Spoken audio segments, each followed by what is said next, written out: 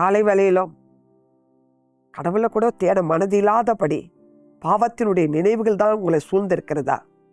பாவத்தினுடைய கிரியைகள், மாம்சீக சிந்தனை தான் உங்களை ஆட்கொண்டு இருக்கிறதா? இத்தனை நாள் விழுந்து விழுந்து நீங்கள் எழுந்திருக்கிற இந்த அனுபவத்தில் வாழ்ந்து கொண்டிருக்கீங்க. இந்த காலை வேளையில் பிரசன்னத்துக்கு வாங்க. உங்களுக்கு தான் தேவனுடைய வார்த்தை என்ன தெரியுமா? சங்கீதம் 51:10, தேவனே சுத்த இருதயத்தை என்னிலே சிருஷ்டியும், நிலைவரமான ஆவியை என் உள்ளத்திலே புதுப்பியும். சுத்த இருதயத்தை எனக்கு தாங்கப்பா. என் இருதயத்தை ஆராய்ந்து அறிங்க, என்னை சுத்திகரிங்க, உங்க ரத்தத்தால கழுவுங்கன்னு சொல்லி நீங்க கதறி பாருங்க. தேவன் உங்களுக்கு புது கிருபை தருவார், புது அபிஷேகத்தை தருவார். இழந்து போன ரட்சணத்தின் சந்தோஷத்தை இந்த காலை வேளையில் கொடுக்க அவர் ஆவலோடு இருக்கிறார். அவர் ரெண்டே வாங்க.